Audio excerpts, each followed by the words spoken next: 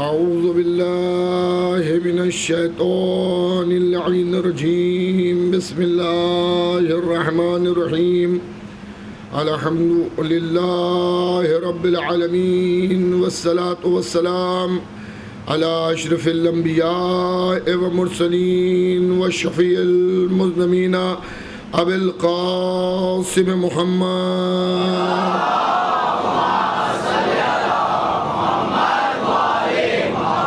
بيته الطيبين الطاهرين المعصومين المظلومين من يومنا هذا إلى قيام يوم الدين أما بعد فقد قال الله سبحانه تبارك وتعالى وقول الحق بسم الله الرحمن الرحيم نادى علی مظہر العجائب صلوات بھیجیے گا محمد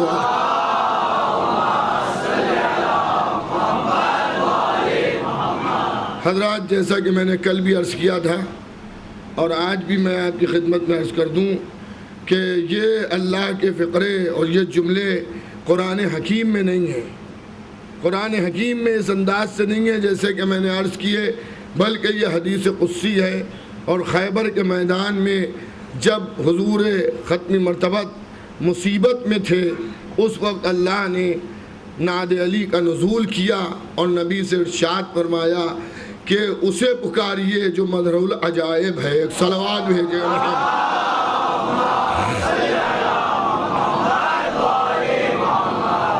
حضرات. اگر تھوڑا تھوڑا سا آپ سمٹ سکتے ہو تو اور سمٹ کے بیٹھ جائیے محمد و آل محمد.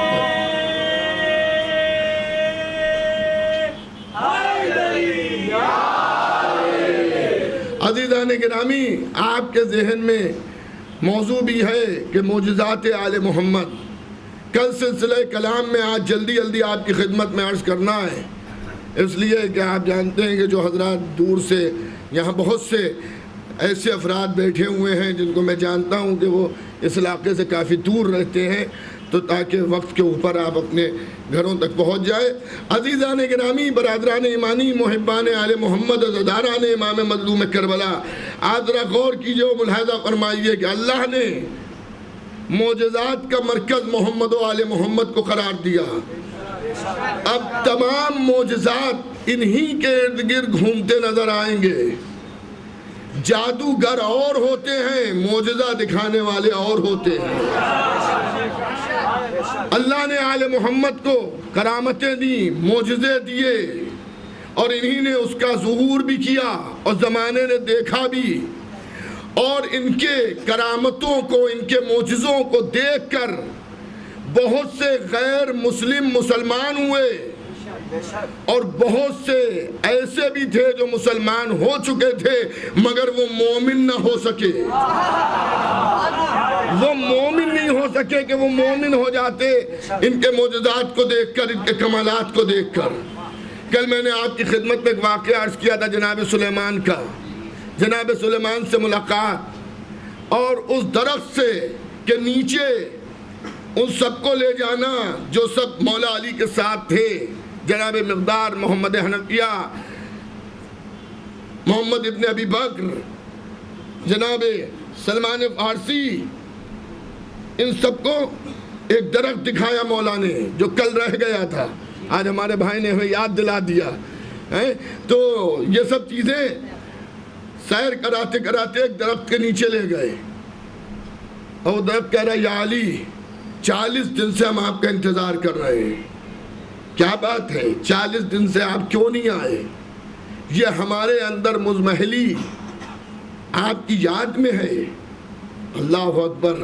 انسانوں سے اچھے تو درخت ہیں، انسانوں سے اچھے تو درخت ہیں کہ اگر علی کا چہرہ نہ دیکھیں تو ان کو افسوس ہو، مزمحلی ہو کہ علی ہمارے قریب نہیں آئے.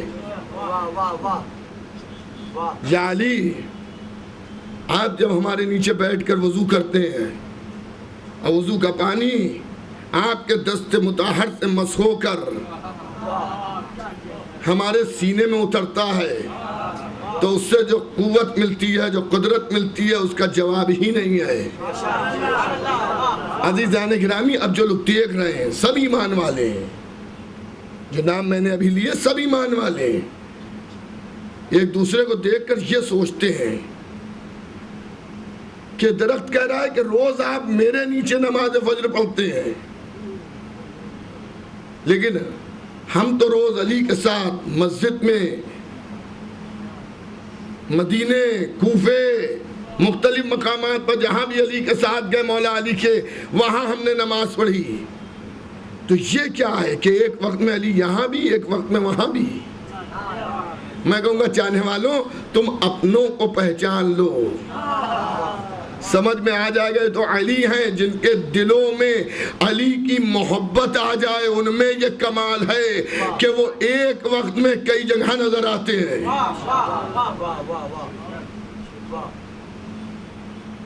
کئی جگہ نظر آتے ہیں.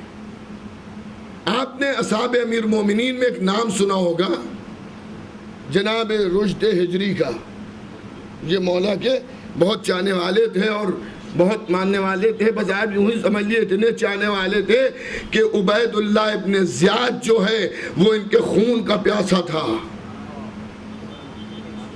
اور مولا کے پاس بیٹھ کر مولا سے انہی نے اتنا سیکھا تھا کہ یہ چہرہ دیکھ کر انسان کی بیماری بتا دیتے تھے.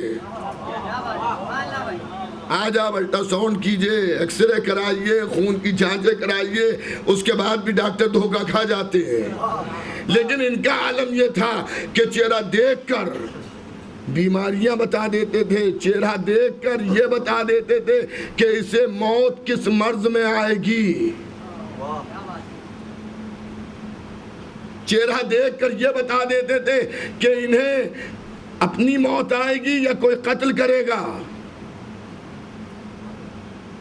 جناب رشد ہجری، اور اگر قتل کرے گا تو قاتل کا نام بھی یہ بتا دیتے تھے. دیکھیں یہ مولا کے دامن سے لپٹ جانے سے یہ صفت پیدا ہوئی ہے.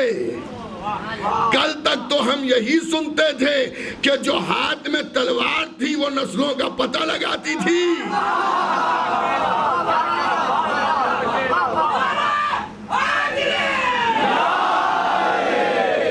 ہاتھ میں جو میں علی سے لینی مدد چھوڑ دوں گا. پتا کس نبی نے بے وقت مصیبت علی بادشاہ کو پکارا نہیں ہے. نعرہ حیدری، بلوچت بہت ہے، بلند سلوان.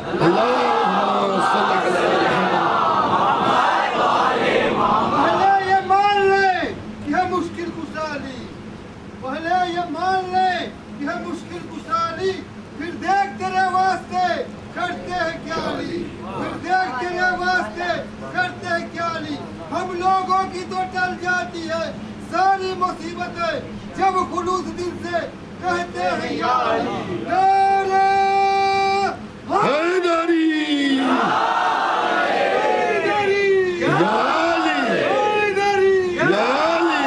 محمد والے محمد صلوات.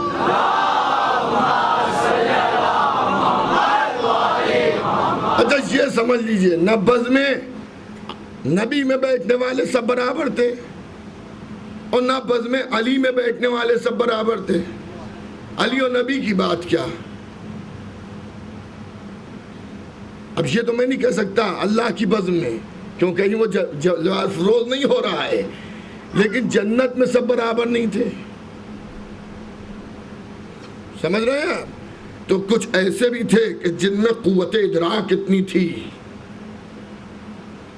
کہ جو مولا نے سکھایا اس چاہنے والے نے اپنی قوت ادراک سے، اپنے ایمان سے، اپنی کوششوں سے ایسا سیکھا کہ اب اس علم میں اس کا جیسا کوئی نظر نہیں آتا. کام یہ ہے رشد کا، جہاں کھڑے ہوئے منقبت علی، فضائل علی، حدیثیں سنا رہے ہیں. اور دیکھیے یہ سب طاق میں رہتے تھے. لوہے پر آپ 10 چوٹیں ماریے فائدہ نہیں ہے، لیکن جب تب جائے تو ایک ہی چوٹ کام دکھا دیتی ہے. تو جب طاق میں رہتے تھے، موقع ملے تو دشمن کی پول کھولیں، علی کا ذکر کریں۔ عبید اللہ ابن زیاد خون کا پیاسا، جاسوس لگا دیا اس نے کہ رشد ہجری کو گرفتار کیا جائے، قتل کیا جائے، مارے جائیں۔ حیران پریشان سب۔ تاریخ ایک بزرگ کا نام لکھتی ہے، ابو عراقہ، یہ بھی اپنے کو محب اہل بیت کہتے ہیں، اور تاریخ نے ان کو مانا بھی ہے کہ اس دور کے سلمان و ابو ذر بھی یہ تسلیم کرتے تھے کہ یہ بھی محبان اہل بیت میں۔ لیکن کچھ حالات پڑھنے کے بعد محسوس یہ ہوتا ہے کہ کچھ کمزور دل تھے چاہنے والوں میں سے۔ ارے ہمیں میں ایسے لوگ ہوتے ہیں کہ ذرا سے حالات کے تغیرات ہوتے ہیں، آدمی میں مثلاً اس کے اثر نظر آنے لگتے ہیں، تو کچھ اس قسم کے تھے۔ کہتے ہیں میں اپنے گھر کے باہر اپنے کچھ ساتھیوں کے ساتھ بیٹھا ہوا تھا، عبید اللہ ابن زیاد نے جگہ جگہ پر رشد ہجری کے لیے جاسوسوں کا جال بچھا دیا تھا کہ جہاں نظر آئے خبر دینا تاکہ گرفتار کیے جائیں۔ کہ میں بیٹھا ہوا تھا کہ میں نے دیکھا رشد ہجری چلے آ رہے ہیں، اور میرے گھر کے اندر داخل ہو گئے۔ اب جو میں نے دیکھا کہ میرے گھر کے اندر داخل ہو گئے تو میں تو تڑپ کے رہ گیا کہ لو ابھی اتنے لوگ دیکھ رہے ہیں، پکڑے جائیں گے، ہم بھی مارے جائیں گے، یہ بھی مارے جائیں گے۔ اور اس کے بعد وہ اپنے ابو عراقہ گھر میں آئے، آنے کے بعد رشد ہجری سے کہا کہ اے بھائی، کیا تم اپنی جان کے ساتھ ساتھ میری جان بھی دینا چاہتے ہو؟ کیا ہوا کیا تمہیں نہیں معلوم ہے کہ عبید اللہ ابن زیاد جو ہے وہ کوفے میں جاسوس پھیلائے ہے، وہ تمہارے خون کا پیاسا ہے، وہ تمہیں قتل کر دینا چاہتا ہے، اور تم اتنے لوگوں کے سامنے میرے گھر میں آ گئے، ابھی خبر اسے ملے گی اور ابھی اس کا لشکر آئے گا، تم بھی مارے جاؤ گے، ہم بھی مارے جائیں گے۔ کہ ایک مرتبہ مسکرائے، گھبرائیے نہیں، آپ نہیں مارے جائیں گے، اور مجھے تیرے سوا کسی نے دیکھا ہی نہیں ہے۔ یہ علی کا دیوانہ ہے، علی والوں کا جیسا کوئی لے آئے، تب سوچا جائے کہ کوئی علی کا جیسا بھی ہو سکتا ہے کیا؟ کہ تمہارے علاوہ مجھے کسی نے دیکھا ہی نہیں۔ نے کہا تم میری بزدلی کا مذاق اڑا رہے ہو، سب کے سامنے آئے ہو تم ابھی گھر کے اندر اور کہہ رہے ہو کسی نہیں دیکھا۔ کہ میں جو کہہ رہا ہوں کسی نے نہیں دیکھا۔ کہ چلیے اچھا، حجرے میں چلیے، اپنے بالا خانے پر چھت پر ایک کمرہ تھا، اس کمرے کے اندر انہیں رشد ہجری کو بٹھالا، اور بٹھالنے کے بعد اس میں قفل لگایا باہر سے تاکہ یہ اب نکل نہ پائیں، ورنہ ایسا نہ ہو کہ بار بار باہر جائیں پھر اندر آئیں تو جس نے نہیں بھی دیکھا وہ بھی دیکھ لے گا۔ اور دوسرا معاملہ یہ تھا کہ باہر سے اس لیے بند کر دیا تھا کہ اگر عبید اللہ ابن زیاد کے سپاہی آ گئے تو میں ان سے یہ کہہ دوں گا کہ میں نے گرفتار کیا ہے تمہارے حوالے کرنے کے لیے۔ تو ہر دوست پر بھروسہ بھی نہیں اچھا ہے، توجہ ہے یا نہیں ہے؟ ہر دوست لائق بھروسہ و اعتماد بھی نہیں ہے۔ بہرحال یہ آئے اور آنے کے بعد کہا رشد جو کہہ رہے ہیں ذرا تصدیق تو کریں، انہوں نے کہا کسی نہیں دیکھا۔ اب آ کے باہر بیٹھے جو آدمی بیٹھے تو ان سے ادھر ادھر کی باتیں کی، اور ادھر ادھر کی باتیں کرنے کے بعد کہا کہ یہ بتاؤ کسی ضعیف العمر سفید بال والوں کو میرے گھر کے اندر تو جاتے نہیں دیکھا ہے؟ سب نے کہا نہیں۔ کہ ابھی یہ تھوڑی دیر پہلے؟ کہ نہیں، آپ کے گھر میں ہم نے کسی کو جاتے نہیں دیکھا۔ اب ان کو یہ تو یقین ہوا کہ جو کہہ رہے ہیں وہ صحیح ہے، مگر اطمینان قلب کے لیے یہ عبید اللہ ابن زیاد کے دربار میں بھی گئے۔ ابو عراقہ کیوں گئے دربار میں؟ کہ دربار میں اس لیے گئے کہ دیکھیں کسی نے مخبری کی یا نہیں کی، کسی نے کہا یا نہیں کہا۔ کہتے ہیں ابو عراقہ کہ میں گیا اور جا کے میں دربار میں کرسی پر بیٹھا اور ابھی گفتگو شروع ہوئی تھی کہ اب جو میں نے دروازے کی طرف مڑ کے دیکھا تو میں نے دیکھا کہ میرے کھچر پر،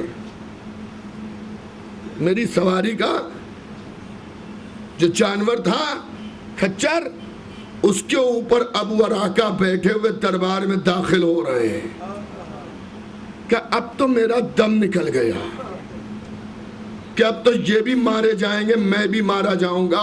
لیکن جیسے عبید اللہ ابن زیاد نے ابو رشد ہجری کو دیکھا، ابو اراکہ کہتے عبید اللہ ابن زیاد اپنی مسند سے کھڑا ہو گیا، جھک کے سلام کیا، ہاتھوں کے بوسے دیے کہ آپ کب سے یہاں ہیں کوفے میں، کہاں تشریف رکھتے ہیں، کیسے آپ کا آنا ہوا؟ اب انہی نے کیا جواب دیا میری سمجھ میں نہیں آیا۔ ابو اراکہ کہتے یہ گفتگو کر کے میں نے دیکھا کہ رشد ہجری پھر گھوڑے پر سوار ہوئے اور دربار سے واپس چلے گئے۔ جب واپس چلے گئے تو میں نے عبید اللہ ابن زیاد ملعون سے پوچھا کہ یہ تو بتا یہ کون تھے جس سے تو مل رہا تھا، تعظیم کے لیے کھڑا ہوا، ہاتھوں کا بوسہ دیا، کہ تم انہیں نہیں پہچانتے؟ کہ میں نہیں پہچانتا۔ یہ ہیں کون؟ کہ یہ میرے شام کے ایک رفیق تھے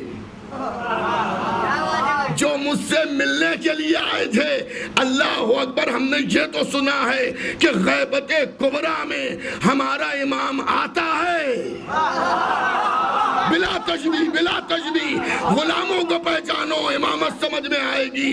امام آتے ہیں، دوستوں کے درمیان بھی آتے ہیں، دشمنوں کے درمیان بھی آتے ہیں، جو جیسا ہوتا اس کے سامنے ویسے آتے ہیں، لیکن زمانہ انہیں پہچان نہیں پاتا۔ اب اسے بڑی حیرت ہوئی کہ یہ تو ان کے خون کا پیاسا ہے، ابو اراکہ ہیں یہ۔ اپنی سواری کو بھی پہچانا، بھئی آپ اپنی گاڑی تو پہچانتے ہیں نا، آپ کہیں پہ اپنی گاڑی دیکھیں تو آپ پہچان جائیں گے نا کہ وہ میری گاڑی ہے، تو وہ بھی پہچان گے سواری میری تھی، میرے ہی گھر میں ٹھہرے ہیں، اور یہ کہہ رہے شام سے آئے، مجھ سے ملنے آئے۔ ابو اراکہ کہتے رشد ہجری مجھے دیکھ کے مسکراتے ہوئے چلے گئے۔ میں عبید اللہ ابن زیاد کے دربار سے نکلا اور میں دوڑا کہ گھر میں دیکھیں یہ رشد ہجری نکلے کہاں سے، میں تو بند کر کے آیا تھا۔ کہ اب جو گھر کا تولا کمرہ کھولا تو ہم نے دیکھا رشد ہجری مصلی پہ بیٹھے ہوئے سجدے کر رہے ہیں، سجدے کر رہے ہیں۔ ابو اراکہ حیرت میں پڑ گئے کہ رشد ہجری یہ کیا ہوا، کہ یہ محبت علی کا اثر ہے۔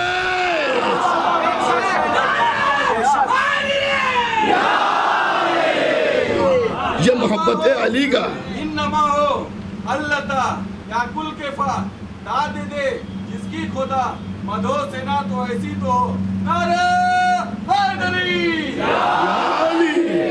اب ارشاد فرماتے ہیں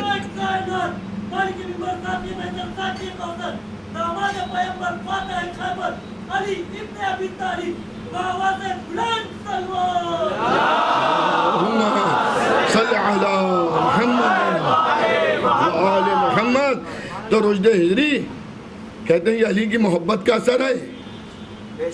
ابو اراکہ تمہیں تعجب ہو رہا ہے، گھبراؤ نہیں، میں نے تو اس کی آنکھوں میں دھول جھونک دی اور تمہارے ایمان کو مضبوط کرنے کے لیے گیا تھا۔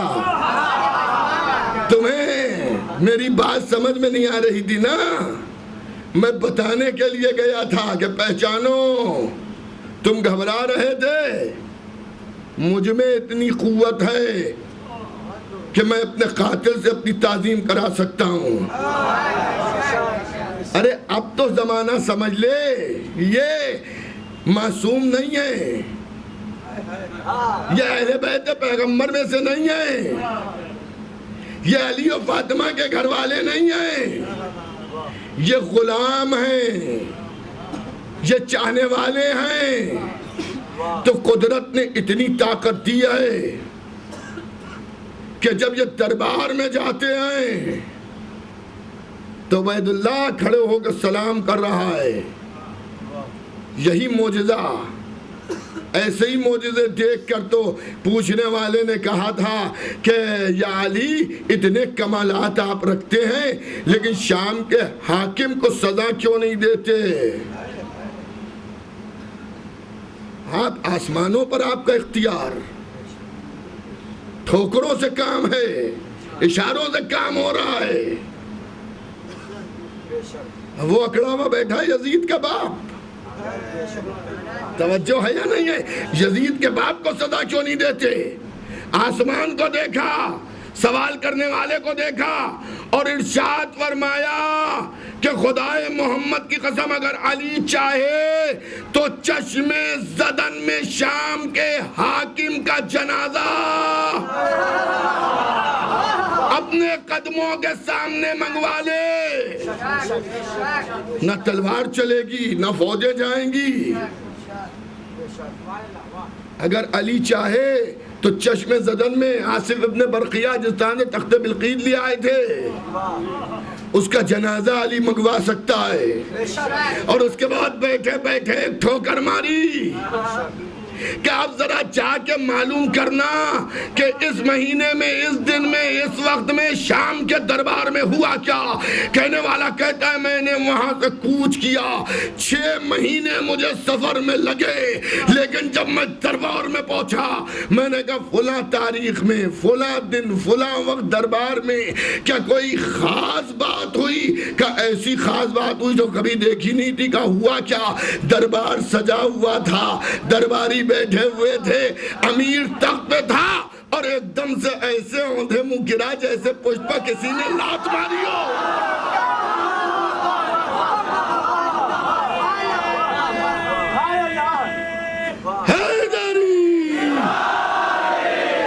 تو ان کے اختیار میں سب کچھ ہے. تو اب اس پر تعجب نہ کیجئے گا ایک وقت میں علی یہاں وہاں کیسے چلے گئے، جب غلام ایک وقت میں ساری کائنات میں جا سکتے ہیں. مگر ایسے ہوں کہ وہ یہ کہہ دیں گے میرے ہیں، تب ہے کمال. ہمارے جیسے نہیں کہ ہم تو کہتے ہیں ہم آپ کے. ہماری تو ایک ہی دعا ہے، ہماری تو ایک ہی دعا ہے جناب کہ مرنے سے پہلے ایک بار میرے کان مولا کی آواز سنیں اور وہ یہ کہے ہاں تم میرے ہو. بس جہاں یہ کہہ دیا پھر اس کے بعد پھر کوئی مسئلہ ہی نہیں ہے. بس ایک بار مولا یقین تو ہے کہ آپ اب نہیں مانتے ہوں گے ہمیں، لیکن اطمینان قلب کے لیے ابراہیم کو یہ تو یقین تھا کہ مردے کیسے زندہ ہوں گے، مگر اطمینان قلب کے لیے زندہ ہوتے دیکھ بھی لیے. تو ہم سب کی یہی تمنا ہے کہ ایک بار وہاں سے آواز آئے. ہو سکتا ہے کوئی صاحب گئے. اکثر اس موضوع پہ مجلسیں جب ہوتی ہیں کوئی لوگ کہتے ہیں اس طرح کی باتیں پڑھنے سے لوگ گمراہ ہو جاتے. نعوذ باللہ. کیا گمراہ ہو جاتے ہیں؟ کیا ہوتا ہے؟ کبھی وہ سوچتے ہیں کہ جب ہم ان کے ہو گئے اور اب ہماری نجات ہو گئی تو اب جو دل چاہے کریں. میں ان کو یہ بھی یہ نہیں کہتا کہ وہ بری نظر سے کہتے ہیں. ایک واقعہ سنا دوں بات واضح ہو جائے گی. ایک شاعر تھا، اس نے 2 شعر کہے، 2 مصرے کہے، ایک شعر کہا اور شعر کا مطلب یہ تھا، مفہوم یہ تھا کہ علی کے محب ہو جاؤ، اب جو دل چاہے کرو. اب وہ اس شعر کو گنگنایا کرتا تھا. عقیدت میں اس نے مولا کی یہ کہا تھا کہ اب جو دل چاہے کرو. اب علی کے محب ہو گئے کہ ایک دن کہتا ہے کہ میں تنہائی میں شعر گنگنا رہا تھا کہ گھوڑے سوار نمودار ہوا، انہیں تھوڑا سا مصرع بدل دے.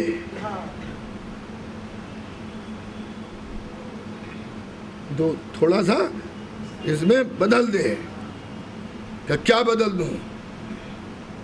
کہ اب یہ پڑھو کہ اب ہم علی کے شیعہ ہو گئے، اب وہ کچھ نہ کرو کہ جس پر وہ بگڑ جائے. गुनाह इसलिए छोड़ो कि अब तुम उनके हो गए हो।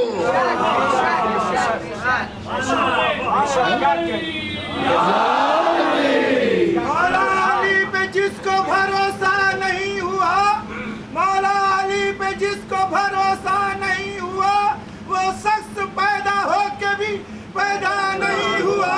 और अच्छे बुरे की क्या उसे पहचान रहेगी जो पंजतने पाक का सैदा नहीं हुआ। नारे हैदरी। तो अजीज़ान गिरामी, बरादरान ईमानी, मुहिब्बान आले मोहम्मद, अज़ादारान इमाम मज़लूम करबला, एक बार आवाज़ आ जाए कि हाँ तुम हमारे हो, हमारे कान भी इस आवाज़ को सुन लें, तो ये है मौजिज़ नुमा। मौजिज़े इनकी बारगाह से सरदस्त होते हैं, मौजिज़े इनकी बारगाह से जाते हैं, मौजिज़े इनकी बारगाह से निकलते हैं। और ये भी समझ लीजिए अगर इनके साथ हो गए तो दुनिया की नेमतें भी, उससे भी इंसान महरूम नहीं होता। मौला बैठे हुए हैं एक मकाम पर, चाहने वाले भी हैं, दोनों हैं, मजमा मिला हुआ है। कुरान नातिक है ना ये,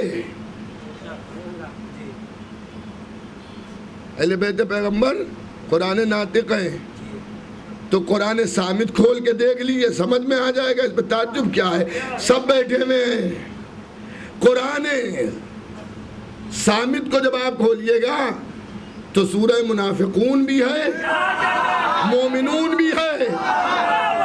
तो यहाँ अली की पद में भी मुनाफिक भी बैठे हैं, मोमिन भी बैठे हैं। सामने एक सूखा हुआ अनार का दरख्त लगा हुआ है। मौला मुस्कुराए, कुछ ऐसा देखना चाहते हो जो तुमने ना देखा हो? कयाली हाँ, सबने कहा। क्या जरा ये दरख्त बताओ, हरा भरा है सूखा है? कयाली ये तो दिख रहा है बिल्कुल सूखा खंकाड़, लकड़ी जलाने के लायक है, लगता है काफी दिनों से सूखा हुआ है। क्या नहीं, गौर करो ये तो हरा भरा है। कहने वाले कहते हैं जैसे मैंने फिर दोबारा उसको देखा तो देखा पूरा दरख्त हरा भरा, और खाली हरा भरा नहीं, उसमें इतने अनार कि कभी जिंदगी में हमने इतने अनार भरे हुए दरख्त में देखे ही नहीं। मौला ने इरशाद फरमाया, अनार देखे? कयाली अभी तो सूखा हुआ था। कहाँ सूखा था? मगर अब सूखा नहीं है। ये मेरे इशारे का कमाल है। कयाली इतने फल तो हमने देखे ही नहीं कभी किसी दरख्त में, जैसे इस दरख्त में फल लगे हुए हैं। क्या खाना चाहते हो? अरे साहब, इस जमाने में बनिस्बत उस जमाने के मफलूकुल हाली खत्म हो गई है। यहाँ शिकम शेर जमाना है, लेकिन यहाँ भी मुफ्त में कुछ मिल जाए तो आदमी छोड़ थोड़ी देता है। वहाँ तो मतलब रोज मिलता नहीं है। क्या खाओगे? कहाँ हाँ खाएंगे, तो बिस्मिल्लाह तोड़ो खुद खाओ। है नहीं, हम खुद खाए? कहाँ? अब लोगों ने अपने हाथ बढ़ाए तो अब वहाँ अलग मंजर है। किसी के हाथ में फल आ जाए, उसने हाथ बढ़ाया और डाल झुकी और उसने फल तोड़ा और उसे खाने के लिए बैठ गया। और ऐसे भी थे कि जो कदो कामत के अच्छे थे, उन्होंने तो ये सोच कर अपने कदम को उठाया था कि ये मेरे तो उल्टे हाथ का काम है। लेकिन जैसे हाथ बढ़ाया, जितना बढ़ते जा रहे हैं शाख उतनी ऊंची होती जा रही है। अल्लाह अकबर। अब लोग कह रहे हैं यानी ये क्या मंजर है, कोई हाथ बढ़ा रहा है उसे फल मिल रहा है, कोई हाथ बढ़ा रहा है फल उससे दूर हुआ जा रहा है। क्या तुम पहचानो या ना पहचानो, اب یہ آپ کے شوق سماعت کا جملہ ہے، تم پہچانو نہ یا پہچانو مگر یہ درخت میرے دوست اور میرے دشمن کو پہچانتا ہے۔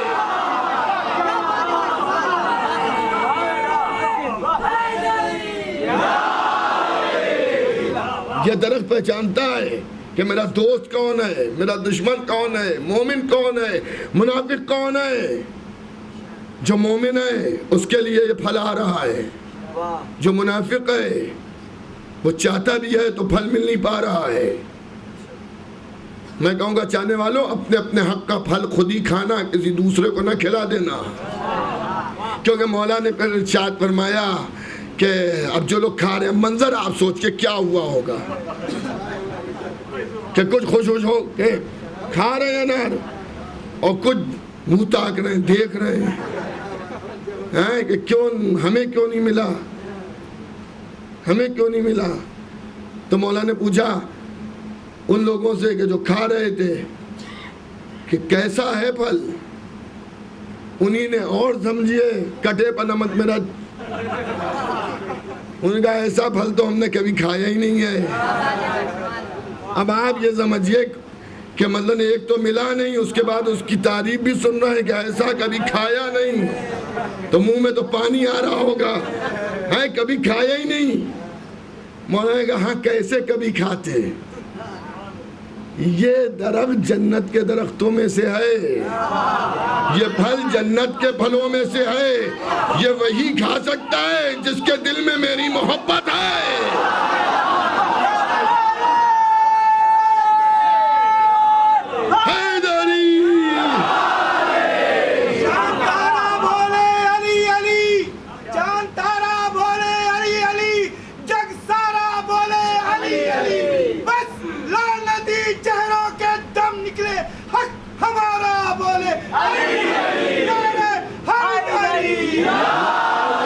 میرا چاہنے والا، میرا ماننے والا، مجھ سے عقیدت کرنے والا، مجھے ماننے والا صرف اس پھل کو کھا سکتا ہے، اس کے علاوہ کوئی نہیں کھا سکتا ہے۔ لوگوں نے کوششیں بہت کی، کئی بار طعم جنت آئے اور کوششیں ہوئیں کہ دوسرے بھی کھا لیں۔ یہ تو پھلوں کی بات ہے، بھنے ہوئے تیتر آئے، رسول کے زمانے میں بھنے ہوئے تیتر آئے۔ انشاءاللہ ہر محب حسین کو، ہر رونے والے کو طعم جنت ملے گا۔ ارے جو تبرک ملتا ہے اسے بھی طعم جنت سمجھ کے کھایا کیجئے، یہ بھی طعم جنت ہے۔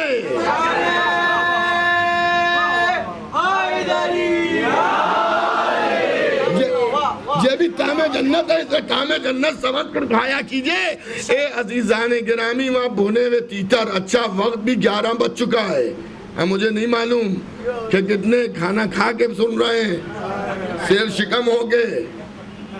بھنا ہوا تیتر ہے، طعم جنت میں، رسول کے گھر میں آیا ہے،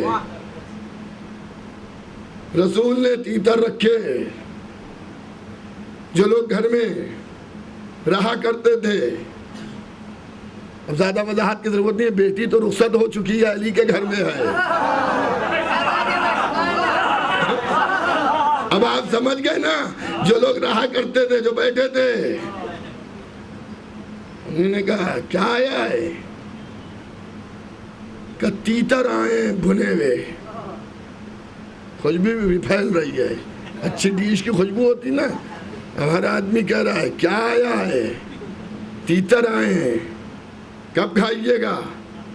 ابھی کھائیں گے، میرا حق بھی ہے اس میں، کہ اس میں حق اسی کا ہے جسے اللہ اور اس کا رسول دوست رکھتا ہے۔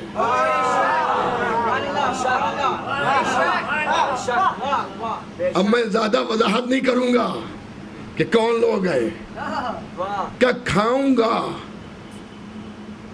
مگر مجھے اس کا انتظار ہے کہ وہ آ جائے۔ اللہ اور رسول جسے دوست رکھتا ہے، اور وہ اللہ اور رسول کو دوست رکھتا ہے، وہ آ جائے تب میں کھاؤں گا۔ اچھا، اس وقت جو بھی آ گیا وہ اللہ اور رسول کا دوست ہے. ہر آدمی چاہتا ہے کہ ہمارا اپنا کچھ ترقی پا جائے. سمجھ رہے ہیں آپ؟ تو فوراً گھر سے خبر دی گئی کہ آ جائیے، اللہ اور رسول کی دوستی کا پروانہ مل رہا ہے. یہ جنگ خیبر بھی نہیں ہے جہاں مرحب و انتر کے سامنے جایا جائے.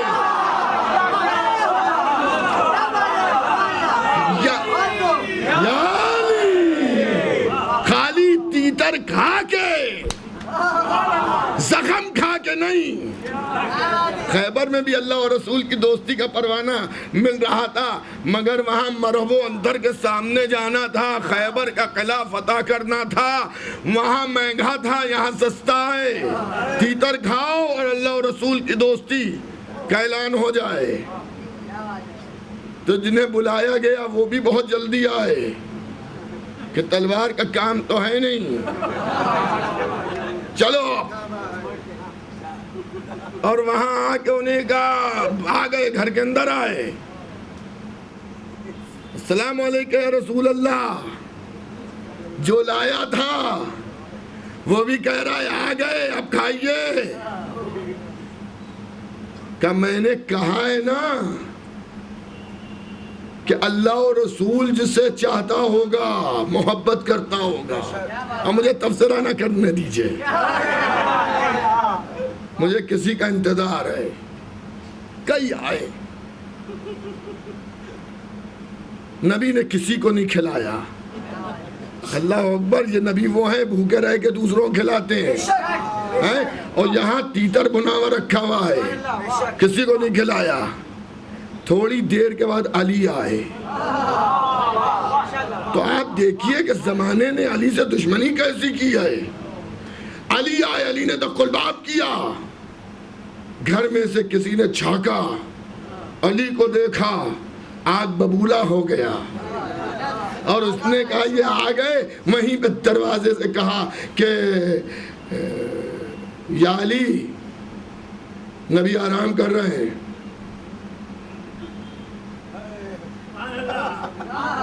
جائیے.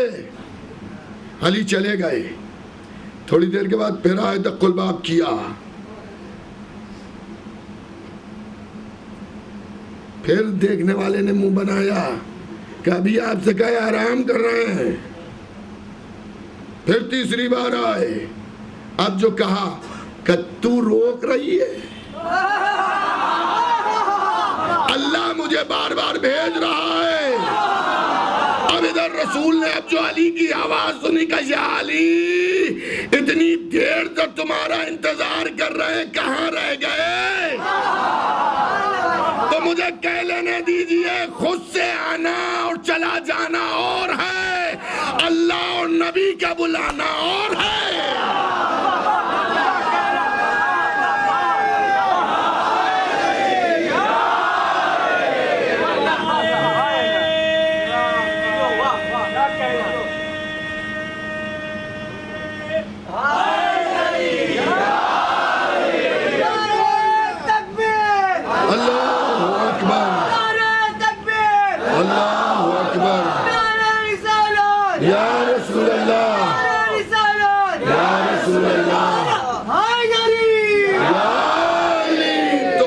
رسول کا بلانا، اللہ اور رسول بلا رہے ہیں، آؤ علی. اب یہ بھی عجیب منظر ہے کہ تیتر آئے ہیں بھنے ہوئے اور کھا رہے ہیں صرف محمد یا علی، نبوت اور امامت. اب کیا عالم ہوا ہوگا گھر کا. یہ تو جب امام آئے تو ان سے پوچھ لیا گا کہ ہوا کیا ہوگا. عزیزان گرامی، تو یہ ہیں اہل بیت پیغمبر. قدرت فضیلتوں کا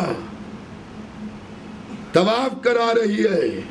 پہچانے زمانہ مولا علی کو، پہچانے زمانہ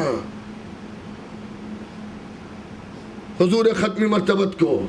تام جنت آ رہا ہے اور آپ بھی گھبرائیے نہیں. میں نے جیسا کہ عرض کیا، تبرک یہ بھی طعم جنت سمجھ کر اسے کھائیے، کیونکہ جنتی نام حسین پر بٹنے والے تبرک کو لینے آتے ہیں، اس فرش پر بیٹھ جاتے ہیں جس فرش پر آپ بیٹھتے ہیں، اس فرش کی خاک کو اپنے بازوؤں پہ ڈالتے ہیں کہ جو غم امام حسین کے لیے فرش بچھتا ہے۔ آج تیسری محرم کی رات بھی آ گئی، بس عزاداروں خدا آپ کو سلامت رکھے۔ آج میں اتنی دیر مجلس پڑھنے کا ارادہ نہیں رکھتا تھا، کیونکہ میرے کچھ ساتھیوں کی یہ رائے تھی کہ آج جلدی مجلس ختم ہو جائے، لیکن جب میں نے دیکھا کہ جب چاہنے والے اسی طرح سے جمع ہوئے ہیں جیسے روز ہوتے ہیں، تو ذکر اہل بیت میں کبھی کیوں ہو۔ خدا سلامت رکھے۔ 2 محرم کا سورج غروب ہو گیا، تیسری محرم کی رات آ گئی۔ ابھی آپ دیکھیں کتنے جلدی یہ دن گزرتے ہیں، محسوس ہی نہیں ہوتا۔ ابھی کلی کی بات تھی، محرم کا چاند ڈھونڈا جا رہا تھا، لوگ پوچھ رہے تھے پہلی کل ہے یا نہیں ہے، آج لیجئے تیسری کی شب آ گئی۔ محرم کے دن سن 61 ہجری میں جتنے آگے بڑھ رہے تھے اتنا حسین پر مصیبتوں کا غلبہ ہوتا جا رہا تھا، مصیبتیں بڑھتی جا رہی تھی۔ اے عزاداران امام، عالم یہ ہے تیسری محرم کو کہ حسین اور اصحاب حسینی پر پانی بند کر دیا گیا۔ عام طور سے میں بزرگوں کی بات نہیں کرتا، نوجوان یہ سمجھتے ہیں کہ 7 محرم سے پانی بند ہوا ہے۔ 7 محرم سے پانی نہیں بند ہوا ہے، 7 محرم تو وہ تاریخ ہے جب قحط آب ہوا ہے۔ پانی تو اسی دن سے بند ہو گیا تھا کہ جس دن سے حسین کے خیمے نہر فرات سے اٹھائے گئے تھے۔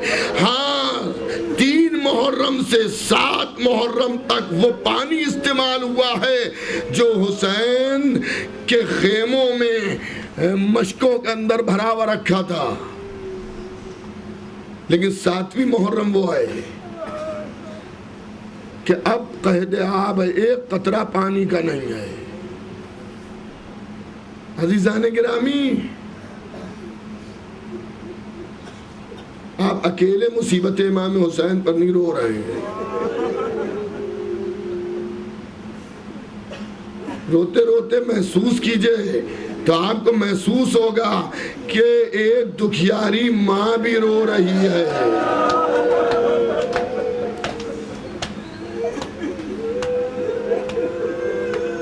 رومال سفید لے کے آتی ہے، آنسوؤں کا نذرانہ لے کے جاتی ہے۔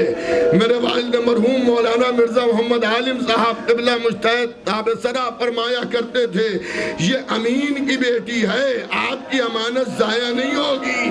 روز محشر جب آپ کا کوئی مددگار نہیں ہوگا، زہرا آواز دیں گی، یہ میرے لال پر رونے والوں، تمہارے آنسو میرے رومال میں ہیں۔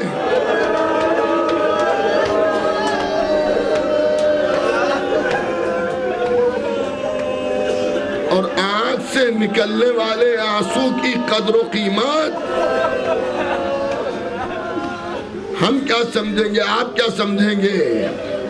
اس آنسو کی قدر و قیمت یا فاطمہ جانتی ہیں یا فاطمہ کا خدا جانتا ہے۔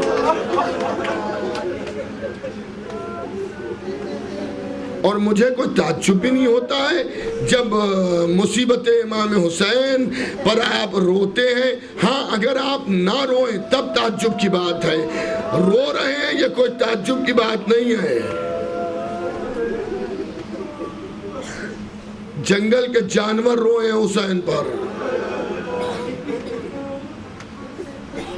امام حسین کی مصیبتوں پر جنگلی جانور روئے ہیں۔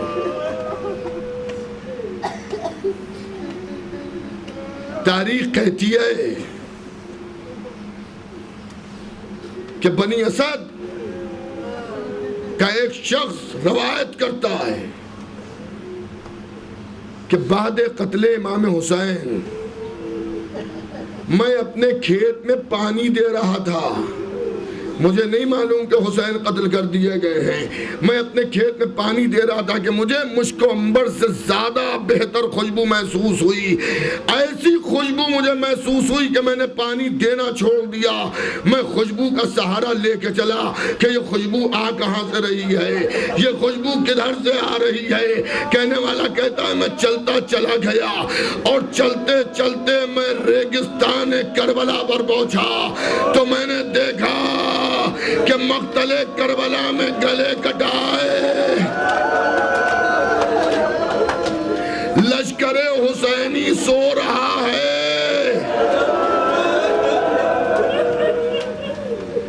لیکن مجھے نہیں معلوم کہ کس کا گھر لٹ گیا, یہ کون مارا گیا. مرد اسدی کہتا ہے کہ میں اتنا ضرور سمجھ گیا کہ کسی نبی کا گھرانہ لوٹا گیا ہے, یہ میتیں کسی نبی کے گھرانے کی ہیں. کہتا ہے میں نے دیکھا کہ ایک لاش پامال پڑی ہے اور اس سے ایک نور نکل رہا ہے جو زمین سے آسمان کی طرف,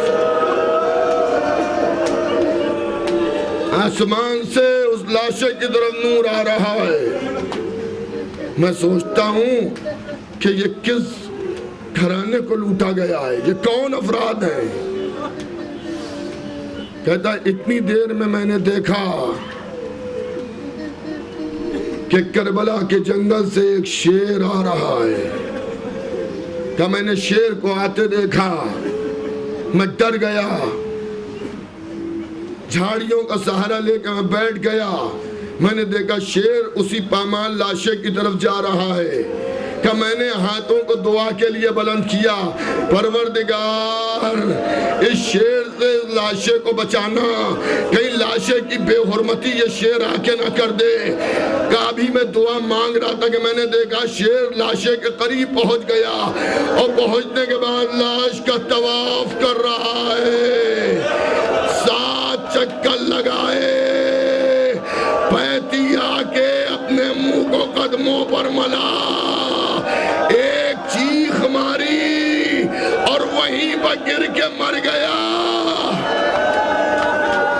جزاک اللہ. روتے رہو عزاداروں.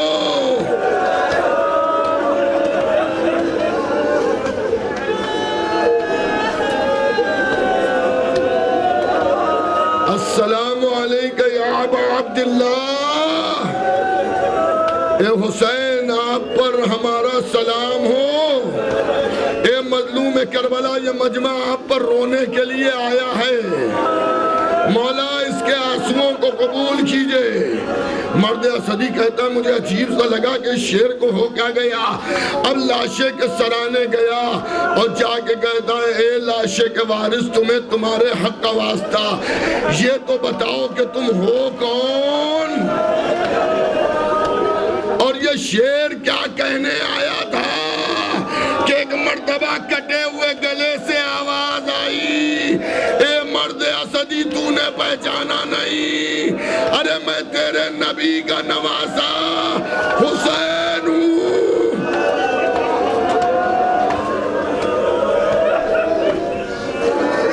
جزاک اللہ.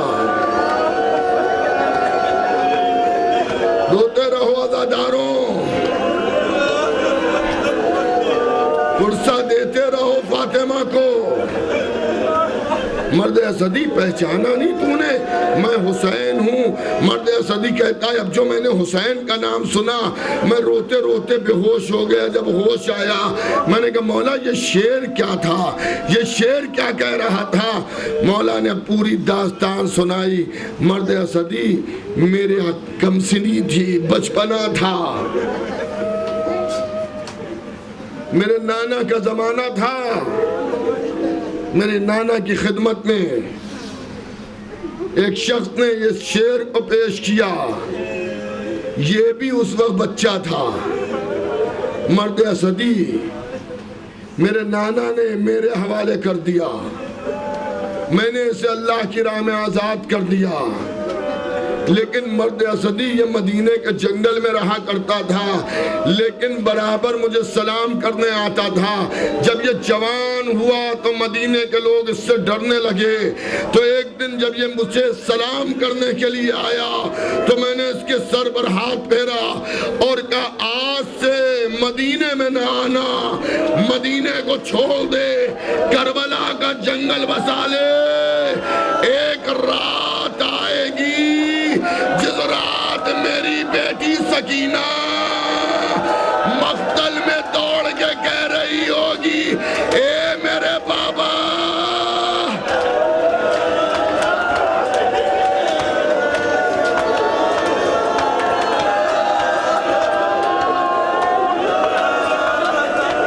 روتے رہو عزاداروں، رومال سیدہ میں آنسوؤں کا نذرانہ دیتے رہو۔ آپ اتنا رو لیے کہ مجلس تمام ہو سکتی ہے، لیکن کل بعد ختم مجلس ایک محب حسین مجھے ملا اور اس نے کہا مولانا گزارش ہے۔ میں نے کہا بتائیے۔ کہ گزارش یہ ہے کہ مصائب کچھ زیادہ پڑھ دیجئے گا۔ اللہ اکبر، یہ امام حسین کے غم ہے جس کی تمنا آپ کرتے ہیں۔ آدمی رونا زیادہ پسند نہیں کرتا، لیکن حسین پر رونے کی فرمائش کی جاتی ہے۔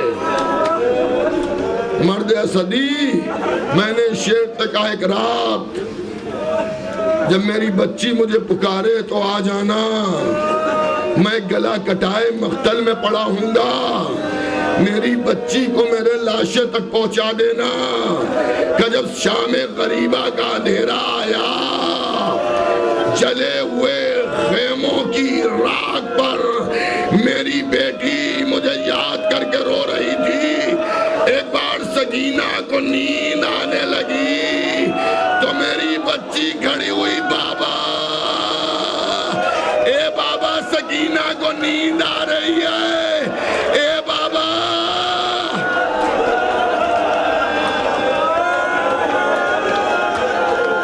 اے بابا کدھر ہو؟ اس شیر نے مجھ تک پہنچایا۔ 11ویں محرم کو یہ شعر پھر آیا تو میں نے کہا کہ میری بہن زینب آج اسیر ہوگی، آج میری بہن زینب گرفتار ہوگی، آج میری بہن زینب کوفے لے جائی جائے گی۔ دیکھو پیچھے پیچھے زینب کے چلنا اور زینب پر ہونے والی مصیبتوں کو مجھے بتانا، یہ نہ سمجھنا عزاداروں کے حسین کو علم نہیں ہے۔ حسین زینب کی مصیبتوں پر ایک جنگلی شیر کو گواہ کرنا چاہتے ہیں کہ دیکھو میری بہن پر کتنی مصیبتیں پڑی۔ کہ مرد اسدی اب تو برداشت نہیں کر پائے گا، اب آگے کی داستان نہ سن۔ مرد اسدی کہتا ہے نہیں مولا بیان کیجئے۔ اب ایک مرتبہ کٹے ہوئے گلے سے آواز آئی، 11ویں محرم کو جب میری بہن کو اسیر کر کے قافلہ چلا تو یہ شیر قافلے کے پیچھے پیچھے اور روز آ کر مجھے بتاتا تھا کہ میری زینب پر کون کون سی مصیبتیں پڑی۔ اللہ اکبر۔ سنو عزاداروں، اگر سچے دل سے تصور کر لیا تو گھر تک روتے ہوئے جاؤ گے۔ ایک مرتبہ حسین کہتے ہیں روز یہ آتا تھا مجھ سے کہتا تھا آج زینب پر یہ مصیبت ہوئی، آج زینب پر یہ مصیبت ہوئی، آج زینب پر یہ مصیبت ہوئی، لیکن آج جب یہ آیا تو اس نے کہا مولا اب میں یہ خدمت نہیں کر سکتا، مجھ سے یہ خدمت نہیں ہو سکتی کہ میں زینب کی مصیبتوں کو دیکھوں۔ حسین کہتے ہیں کہ میں نے پوچھا کہ کیوں تو ایسا کہہ رہا ہے تو شیر نے جواب دیا مولا آج زینب دربار میں داخل ہو گئی۔ ارے جب زینب دربار میں جا رہی تھی ہاتھ بسے گردن بندھے تھے،